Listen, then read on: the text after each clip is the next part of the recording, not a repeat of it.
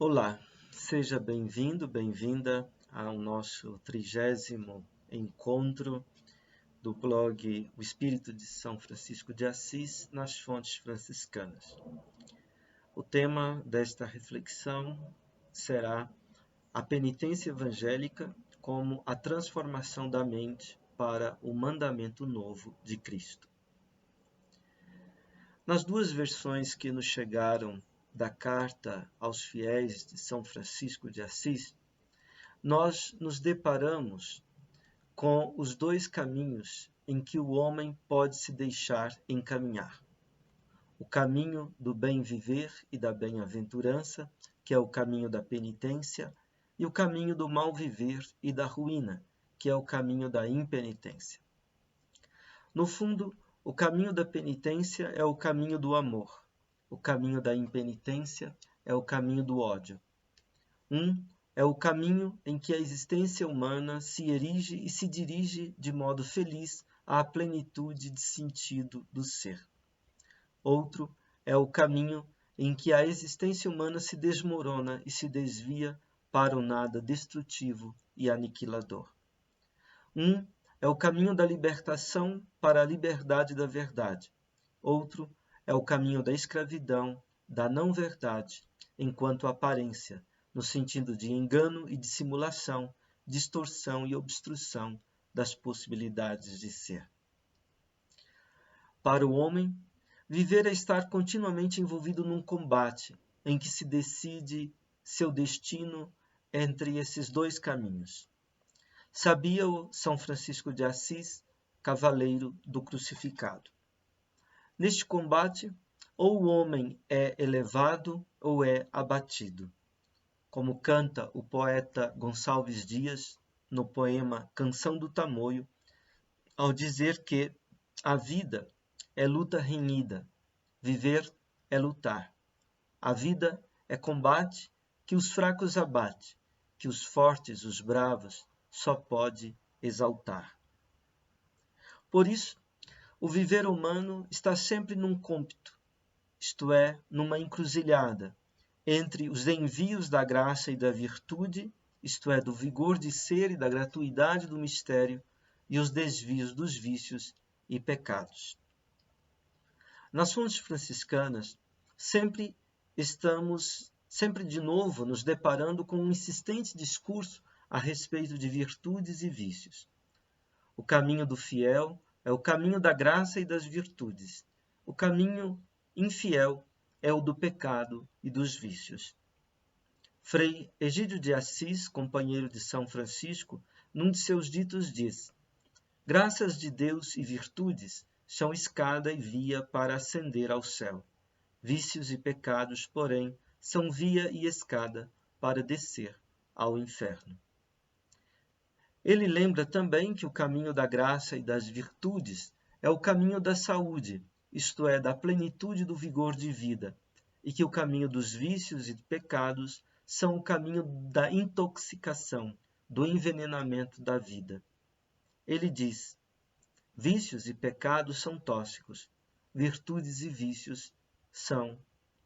Vícios e pecados são tóxicos, virtudes e graças são antídotos.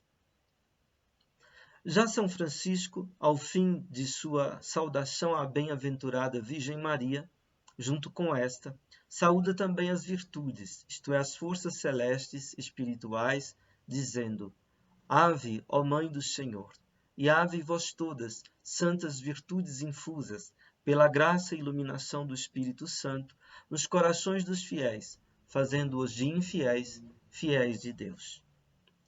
E numa saudação dirigida às próprias virtudes, São Francisco diz: Santíssimas virtudes, o Senhor do qual vindes e procedeis, vos salve a todas. E São Francisco acrescenta a condição essencial para que o homem se enriqueça com as virtudes. Ele diz: não há em absoluto homem algum no mundo inteiro que possa ter uma de vós sem que morra primeiro. Quem tem uma e as outras ofende, a todas. Quem tem uma e as outras não ofende, a todas possui. E quem a uma ofende, nenhuma possui, e a todas ofende. Para São Francisco e seus companheiros, o homem está sempre numa encruzilhada entre o celeste e o infernal, entre o divino e o demoníaco. Em cada novo passo, o homem é posto à prova se ele se torna decidido para o caminho da vida, que é o caminho da penitência e do amor, ou se ele se deixa arrastar pelos descaminhos da ruína, que é o caminho da impenitência e do ódio. Fiel é aquele que se torna sempre de novo e de modo novo decidido para o caminho da penitência. Ele dá provas de consistência, de solidez da existência. Infiel é aquele que se move na indecisão e na indiferença, sem consistência, sem firmeza e estabilidade nos propósitos do bem viver, e, de vício em vício, se arruína.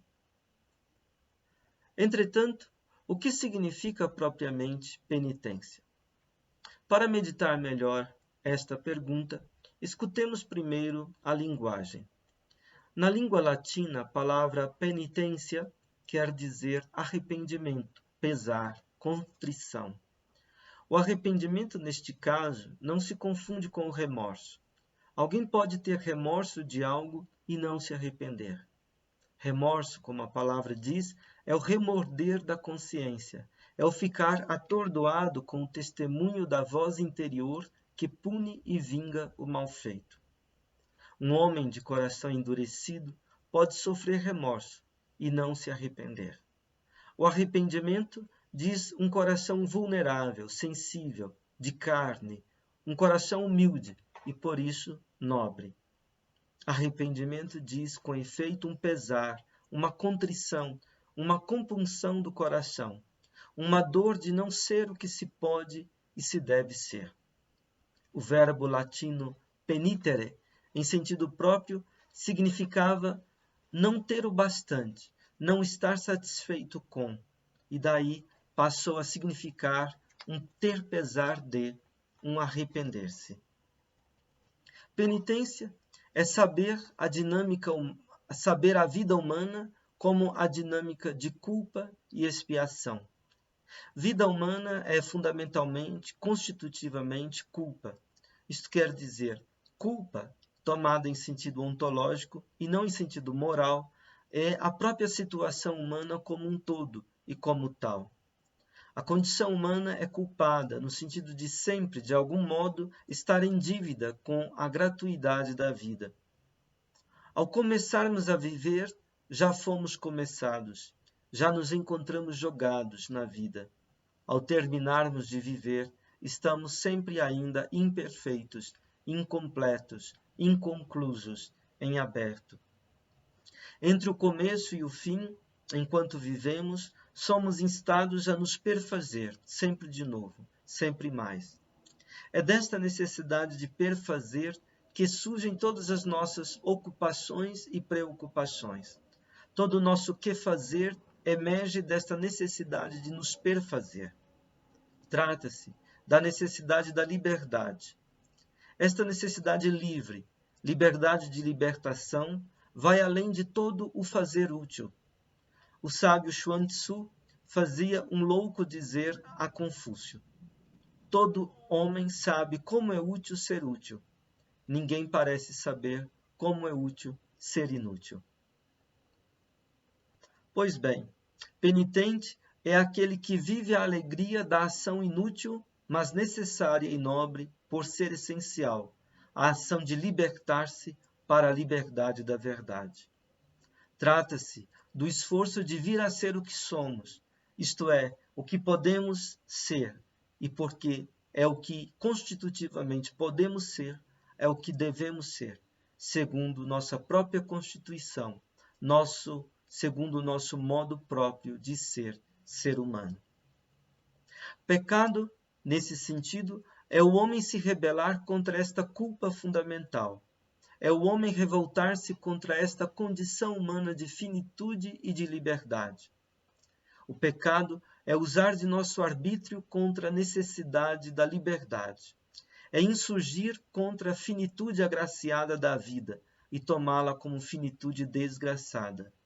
O pecado é, fundamentalmente, arrogância, presunção, soberba, isto é o homem se revoltar contra a dinâmica da terra, contra a pobreza da vida. É ser na culpa como má consciência, isto é, como rebeldia e ressentimento. Pecado é, neste sentido, o ódio contra o mistério da vida, sua dinâmica de gratuidade e de liberdade. Movido por este ódio, que se volta contra ele mesmo e contra os outros homens, o homem se entrega ao querer do nada privativo e negativo, ao querer do mal, isto é, da anulação, destruição e nadificação da vida.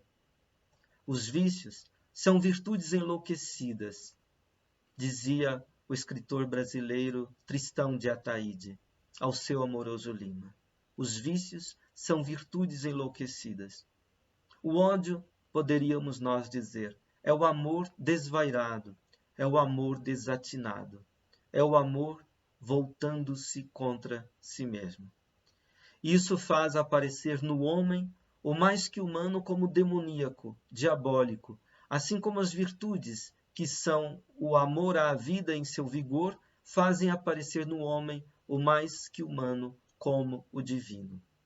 O ódio e a tudo aquilo que ele gera na alma humana, os vícios, são o caminho infernal que arrasta o homem para o abismo do nada destrutivo, do nada aniquilador da vida, enquanto as virtudes e o amor que nascem do amor são aquilo que eleva o homem às esferas celestes, como nós vemos na Divina Comédia de Dante Alighieri. Pois bem, penitência é um modo diverso de o homem se comportar com a culpa fundamental, que é o lugar de sua própria humanidade. Penitência é humilhação, no sentido de o homem descer das alturas de sua presunção e cair na real, assumir para si a verdade de sua condição, de seu nada criatural, de sua finitude agraciada, e confessar sua constante dívida com a vida, como fizera Santo Agostinho em suas Confissões. É o homem assumir que, frente à superabundância da doação frontal da vida, sua correspondência é sempre insuficiente, pouca, pobre. É o homem doer-se de que seu devotamento à vida, por maior que seja, é sempre pouco, frente à gratuidade do próprio mistério frontal de que a vida emerge. É o pesar de nunca ser pobre o bastante para receber a riqueza superfluente da vida. É o pesar de ser mísero para não ser o bastante pobre para se tornar rico de gratuidade e de liberdade. É o pesar de não ser desprendido o bastante para sempre de novo, de modo devido, na medida apropriada, acolher as perdas, deixar ser o nada no ser, a morte na vida, e assim encontrar a vida na morte.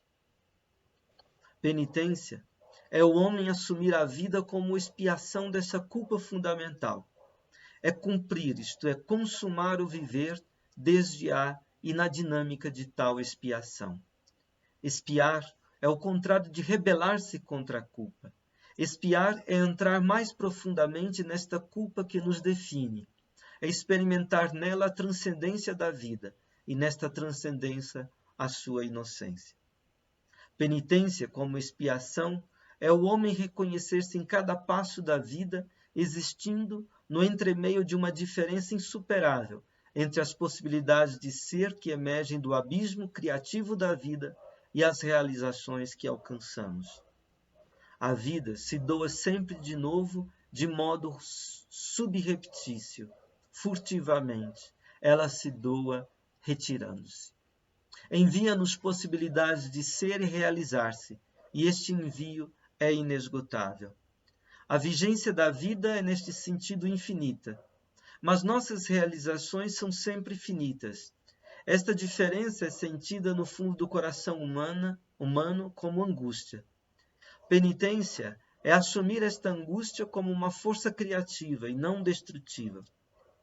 É assumir a vida como uma viagem entre possibilidades inesgotáveis e realizações deficientes incompletas. Penitência é a confessar-se, ou seja, libertar a verdade desta finitude como virtude agraciada. É experimentar a culpa como felix culpa, culpa feliz, como nós cantamos no sábado da vigília pascal, pois ela nos abre o caminho da libertação para a liberdade da verdade, da gratuidade. É o alegrar-se com medir-se com esta transcendência. É alegrar-se mesmo com um pouco de nossa correspondência.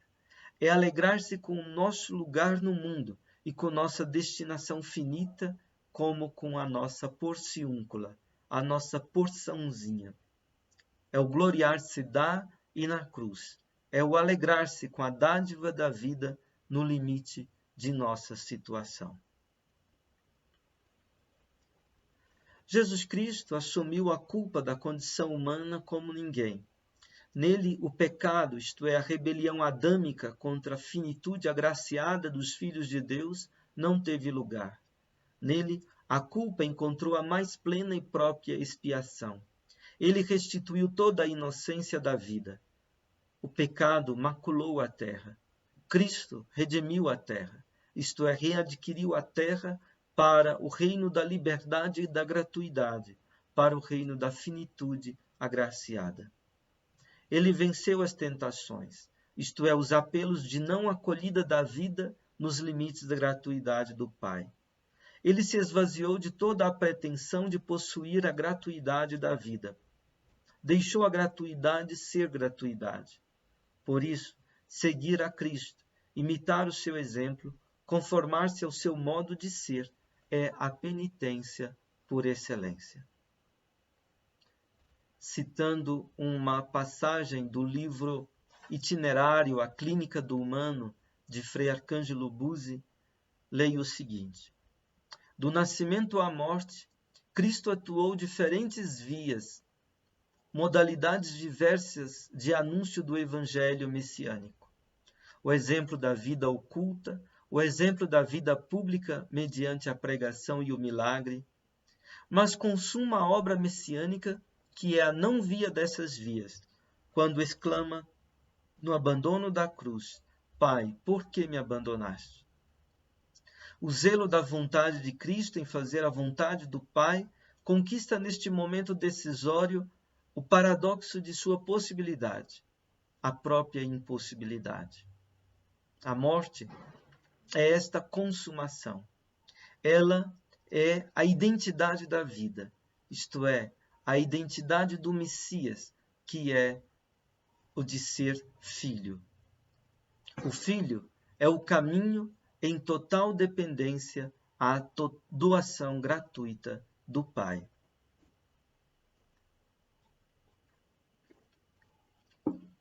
Espoliando-se de toda a pretensão de poder sobre a vida, Jesus faz aparecer a autoridade católica, isto é, universal do amor. A via deste amor gratuito é universal, isto é, ela recolhe o destino, a história de todas as vias humanas. Penitência é desde então para os homens seguir seus caminhos como caminhadas de libertação para a verdade da gratuidade da vida, para a verdade do Pai. No começo do famoso Sermão da Montanha, Jesus doa o decálogo da felicidade, isto é, da bem-aventurança, no reino da liberdade. São palavras que indicam as 8 vias que conduzem a bom termo o viver do discípulo seu e de seu Pai. São as vias da pobreza do espírito, da paciência, da mansidão, da fome e sede de justiça, da misericórdia, da limpidez do coração, da paz e da perseverança na perseguição. Jesus conclui seu discurso inaugural, então, com uma fala sobre os 2 fundamentos. Vou ler Mateus 7, 24, 27. Todo aquele que, portanto, ouve estas minhas palavras e as põe em prática, será como um homem prudente que construiu sua casa sobre a rocha. Caiu a chuva e vieram as enchentes. Sopraram os ventos e deram contra a casa, mas ela não desabou. Estava afundada na rocha. Mas todo aquele que ouve estas minhas palavras e não as põe em prática, será como um homem tolo que construiu sua casa sobre a areia. Caiu a chuva e vieram as enchentes, sopraram os ventos e deram contra a casa, e ela desabou, e grande foi sua ruína. Pois bem, continuando nossa reflexão, o caminho da sabedoria e da felicidade é o caminho da penitência. O caminho da estultícia e da ruína é o caminho da impenitência. No Evangelho segundo Lucas, ouvimos a seguinte fala de Jesus: se não fizerdes penitência, perecereis. Lucas capítulo 13, versículo 5. Se o homem faz penitência, sua vida é salva, isto é resguardada na sua essência, no vigor de seu ser. Se o homem não faz penitência, ele põe a perder a sua vida, isto é, sua identidade, sua essência, seu vigor de ser. Entre as bem-aventuranças, Jesus colocou uma que diz: bem-aventurados os famintos e sedentos de justiça, porque serão saciados. É um sinal de convalescença quando alguém que estava doente e que na doença não tinha fome, volta a ficar faminto e deseja e acolhe o alimento e a bebida. A penitência é algo assim como uma convalescença. É o homem em seu coração voltar a ficar faminto e sedento da justiça, isto é, daquilo que realiza a justeza da vida, que como vigor erige e dirige o homem para o bem como um todo e para o bem de cada coisa, de cada parte do todo. O passo primeiro para a penitência, que na verdade é um salto, é algo assim como despontar de um movimento para a convalescença, isto é, para a superação do estar doente, um primeiro movimento para sarar, para deixar que a vida abra caminhos em nós, a fim de chegar ao seu pleno vigor. É o arder instantâneo de uma centelha no fundo da alma. É uma faísca que comunica o fogo, isto é, a energia, o calor e a luz do espírito, ao homem entregue à frieza e à sombra da morte. Ser penitente é, neste sentido, ser convalescente. Convalescer, na língua alemã, se diz genesen.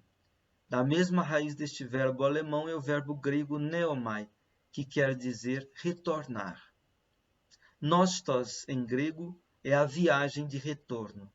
Daí vem em português a palavra nostalgia, isto é, a dor do retorno. No Evangelho segundo Lucas, lemos a famosa parábola do filho pródigo, que é muito mais a parábola do pai misericordioso e de seus 2 filhos. Um filho é penitente, o outro impenitente. O filho mais novo é o penitente. É aquele que se distanciou do pai, dissipou toda a sua substância, isto é, todos os seus bens, e por fim caiu em si, sentiu a dor de estar perdido, o pesar de estar arruinado, o lamento de estar diante do pai, e decidiu fazer o caminho de retorno ao lar, à casa do pai, sua origem. O filho mais velho é o impenitente. Ele estava satisfeito com a sua pretensa justiça própria e com sua aparente fidelidade ao pai. Embora fosse filho, sua consciência era de um funcionário da casa do pai. Ele não podia suportar a liberdade gratuita do pai. Ele se julgava justo e são, mas enganava-se a si mesmo com essa sua autossatisfação. Na verdade, ele vivia fora da justiça, fora da justeza da vida, embora se encaixasse aparentemente numa ordem de deveres e de obrigações, e aí ele funcionasse relativamente bem. Neste sentido, a penitência e a impenitência evangélica são diversas da penitência e impenitência meramente moral. A penitência evangélica é uma questão de encontro, de amor, e de encontro de amor, e no amor de encontro com o Pai e com Jesus Cristo, nosso irmão, no sopro sagrado da vida divina que é o Espírito Santo, abrir-se para o mistério fontal da gratuidade e da liberdade. Fazer penitência é, neste sentido, dispor-se a continuamente libertar-se para a liberdade dos filhos de Deus, para a liberdade da gratuidade e para a gratuidade da liberdade. Penitência é caminho de libertação para a liberdade da verdade. É por isso que os medievais tinham nas peregrinações a lugares santos uma forma predileta de exercício espiritual na via da penitência. Faziam peregrinações aos túmulos dos apóstolos, por exemplo, a São Pedro e São Paulo em Roma, ou a Santiago em Compostela, e ao sepulcro santo de Jesus Cristo em Jerusalém. É que a viagem da vida se torna penitencial quando o homem se dispõe à transformação da mente, engajando-se numa caminhada de libertação dos enganos, das ilusões, dos engodos da própria consciência e do mundo, isto é, das instalações humanas em que nos instalamos e nos acomodamos, e em que buscamos segurança. Libertação que é positivamente um desprender-se para a liberdade da verdade de Deus.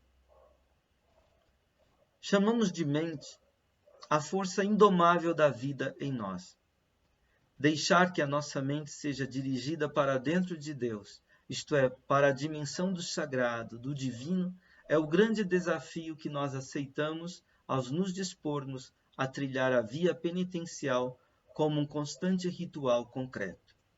Esse ritual concreto nos purifica do mundo e do seu imundo, isto é, das ordenações e instalações de vidas humanas e de suas desordens. Isso significa reconhecer sempre de novo e confessar a insuficiência fundamental de nós mesmos e do nosso mundo e do nosso imundo. Confessa a penitência que o nosso mundo nunca é suficientemente mundo, isto é, nunca é suficientemente límpido para receber o divino. Só o divino, sua graça, seu perdão, pode tornar-nos mundos, isto é, límpidos. Vou ler um trecho de um texto do professor Emanuel Carneiro Leão. Diz assim: todo ritual religioso é sempre de carência, mesmo quando festeja um portento e celebra uma graça. Na indigência dessa falta essencial, o rito canta em toda cerimônia uma iniciação. Asperges me, Domine, isopo et mundabor, lavabis me et super nivem dealbabor.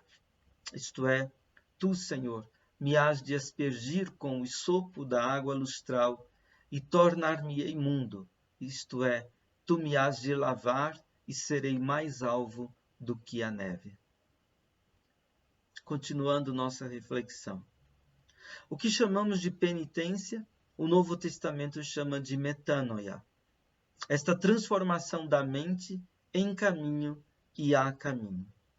Transformação que visa nos abrir para a alegre mensagem do Evangelho do Reino da Liberdade dos Filhos de Deus, que Cristo não só anunciou, como inaugurou com sua vida e, sobretudo, com sua morte e morte de cruz. São Francisco viveu de tal modo que sua vida se tornou a encarnação da penitência. A penitência se tornou para ele a via para libertar-se para a liberdade dos filhos de Deus. Na ótica da verdade desta liberdade, Francisco viu todas as coisas e todos os homens como filhos de Deus. Viu a inesgotável gratuidade da doação do Pai em cada coisa e em cada ser humano. Cada ser, na sua singularidade, testemunhava para ele essa inesgotabilidade. O universo se tornou para ele a festa das diferenças que se irmanam na identidade do amor. Frei Arcângelo Buzzi, no seu livro Itinerário, A Clínica do Humano, escreveu, abre aspas, o pai nunca repete a doação, os filhos são sempre tão diferentes. O quadro de São Francisco de Assis, que Portinari pintou na igreja da Pampulha, diz esse ver do poverello, do pobrezinho, conquistado no caminho da penitência. Os pés descomunais de Francisco indicam a radicalidade de seu caminho.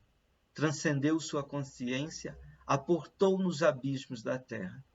Seu olhar alcançou ver toda a presença como serenidade pura do próprio mistério. Cada corpo do quadro, embora andem em caminhos opostos, são em sua diferença estranhas presenças. Neste abismo de estranhamento, o universo confraterniza e o pobrezinho de Assis é o arauto e o pregoeiro da fraternidade, que envergonha em sua pureza a impureza de nossas consciências. E assim, andando o caminho da penitência, simbolizado no quadro de Portinari por pés descomunais e cheios de dor, o olhar de Francisco, cheio de unção mística, redescobriu no mundo que vivemos a obra primitiva da criação como pura graça do Pai. E porque seus pés andaram a via da penitência, seu espírito celebrou a vida nos encantos da filiação e, consequentemente, na alegria da paternidade. Fecha aspas. Em seu testamento, São Francisco de Assis diz: o Senhor deu a mim, Frei Francisco, começar a fazer penitência assim. Como estivesse em pecado, parecia-me demasiadamente amargo ver leprosos. E o próprio Senhor me conduziu entre eles e fiz misericórdia com eles. E afastando-me deles, aquilo que me parecia amargo converteu-se em doçura da alma e do corpo. E em seguida detive-me por um pouco e saí do mundo. Até aí, palavras do testamento de Francisco. Estar em pecado para nós e ser detido pelo mundo aqui não diz uma condição moral. Francisco não está falando em termos morais. Pecado não é aqui transgressão moral. Pecado é aqui esquecimento do mistério fontal da gratuidade e da liberdade que Jesus chamava de Abá, Pai. Mundo, também nas palavras de Francisco, não é aqui o universo criado, o céu e a terra e tudo o que eles contêm. Mundo é aqui um modo de viver a partir de aberturas e horizontes de sentido, em que não há lugar para abrir-se ao mistério fontal da gratuidade e da liberdade, ao Pai das misericórdias. Mas quando a experiência terra a terra da misericórdia se fez no ser com, isto é, na convivência mútua entre Francisco e os leprosos, então inverteu-se a ordem que Francisco estava instalado até então, e inverteu-se os seus gostos. O amargo se converteu em doçura e o doce se converteu em amargura da alma e do corpo. Penitência evangélica é o acontecer de tal experiência de eversão, de inversão e de conversão. Na dimensão propriamente evangélica, a penitência é uma alegria e uma festa. O sábio Xuan Tzu põe na boca de um homem louco uma interpelação que desafiava a sabedoria de Confúcio, que ensinava a virtude. O homem louco dizia: a alegria é leve como pena, mas quem pode carregá-la? Isso certamente vale também para os cristãos. A alegria do Evangelho é leve como uma pluma, mas quem é capaz de suportá-la? Quem suporta a leveza e a gratuidade do Pai de Jesus Cristo e de Jesus Cristo mesmo, e o reino de liberdade que eles nos abrem? Os fariseus não suportaram a leveza da alegria do Evangelho de Jesus Cristo. A penitência é justamente o dispor-se à alegria desse reino de liberdade para a leveza de Cristo. É os pecadores os que assumiram o caminho da penitência. Penitência é retornar ao Pai das misericórdias, que se revela e revela os mistérios de seu reino aos pequeninos, aos menores, àqueles que se tornam nada. É depor as fadigas e as sobrecargas que nos impomos a nós mesmos a partir de nossas inquietações e ambições, e tomar o jugo suave e o peso leve do Mestre da Liberdade, Jesus Cristo.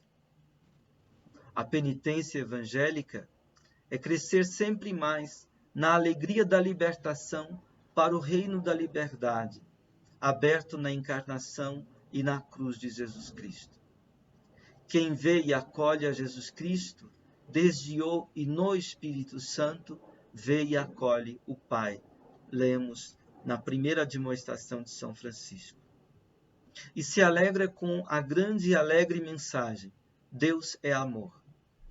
A penitência é a alegria do dom de viver a plenitude do mandamento novo de Jesus Cristo. O Pai nos amou por primeiro. Jesus Cristo é o sim do Pai a nós, humanos.